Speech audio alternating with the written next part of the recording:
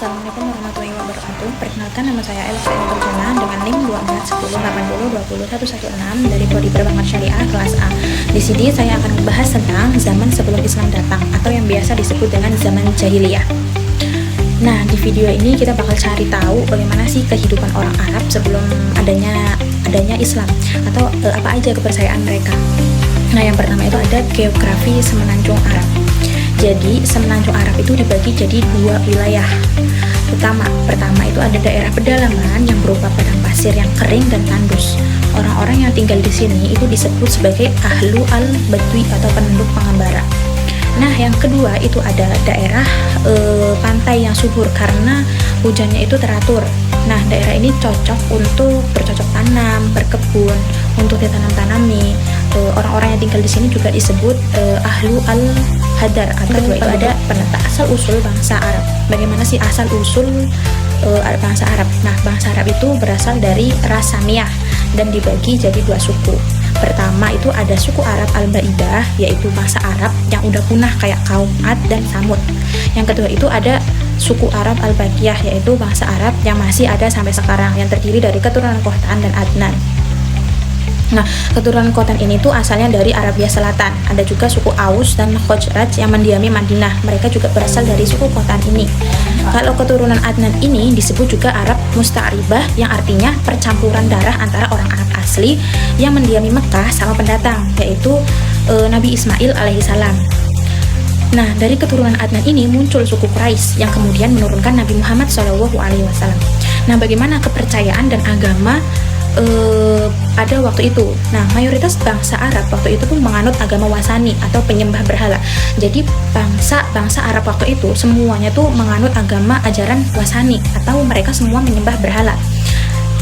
Jadi mereka tuh punya banyak banget berhala yang disembah. Katanya sih yang pertama kali nyebaran agama wasani itu namanya Amr bin Luhai al-Khuzai. Nah, setiap suku itu punya berhala sendiri-sendiri, bentuknya juga macam-macam, tergantung dari persepsi mereka tentang Tuhannya.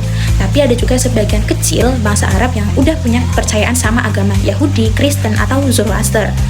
Nah, bagaimana kondisi politik pada masa jahiliyah?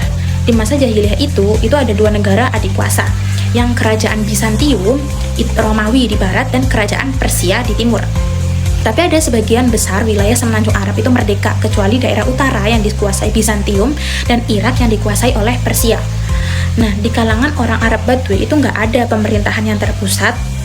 Kesatuan politik mereka itu suku, yang dipimpin sama kepala suku atau syaikh. Kalau di kalangan orang Arab itu yang menetap, pusat pemerintahannya itu ada di kota Mekah. Jadi kalangan orang Arab itu yang menetap itu pemerintahannya titik pusatnya bagaimana keadaan sosial budaya pada zaman jahiliyah. Nah, zaman jahiliyah itu sering digambarkan sebagai zaman yang barbar atau orang yang nggak punya adab, yang nggak beradab, kasar, dan nggak punya budaya. Soalnya ada beberapa kebiasaan buruk yang dilakukan orang Arab waktu itu, kayak membunuh anak perempuan karena malu atau takut miskin. Jadi orang Arab waktu itu mereka udah biasa banget membunuh anak perempuan karena memiliki dua alasan tersebut, entah karena malu atau karena alasan takut miskin. Nah, selain itu ada juga praktik istibla, yaitu suami itu menyuruh istrinya untuk berhubungan sama laki-laki lain yang dianggap punya kelebihan. Jadi laki-laki lain yang dianggap memiliki suatu kelebihan atau istimewa itu biasanya dalam praktik istibla ini suami itu menyuruh istrinya untuk berhubungan dengan laki-laki tersebut. Nah, ada juga maktu, yang mana maktu itu laki-laki itu nikahin ibu tirinya setelah bapaknya meninggal. Pokoknya banyak deh kebiasaan buruk yang gak sesuai dengan norma-norma yang benar. Tapi ada juga sisi positif dari orang Arab ini, karena kayak hampir semua orang Arab itu pinter bikin puisi. Jadi seni sastra, terutama puisi, itu berkembang banget waktu itu. Para penyair juga punya kedudukan yang terhormat di sukunya. Nah, bagaimana kondisi ekonomi bagi orang Quraisy pada waktu itu? Nah, orang-orang Quraisy itu punya kebiasaan bepergian buat berdagang di musim dingin dan musim panas. Kayak mereka biasanya pergi ke Syam di musim panas dan Yaman di musim dingin. Jadi mereka itu kadang pergi ke Syam ketika musim panas untuk melakukan perdagangan itu. Kalau ada saatnya kayak musim dingin juga mereka pergi ke Yaman untuk melakukan perdagangan.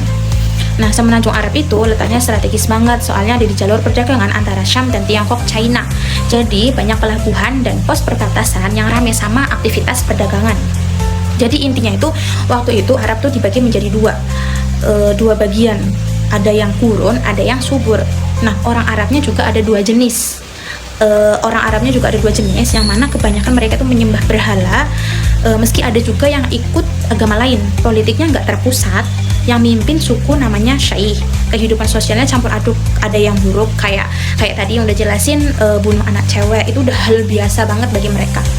Nah, tapi juga ada posisi baiknya juga, kayak mereka tuh jago membuat puisi. Ekonomi mereka juga berjalan dengan lancar karena mereka juga pandai berjualan atau berdagangan. Nah, kayaknya gitu deh gambaran zaman jahiliyah sebelum Islam itu datang. Oke guys, itu dia sedikit gambaran tentang kehidupan masyarakat Arab di zaman jahiliyah sebelum Islam datang. Semoga video ini bisa nambah pengetahuan kalian ya. Assalamualaikum warahmatullahi wabarakatuh.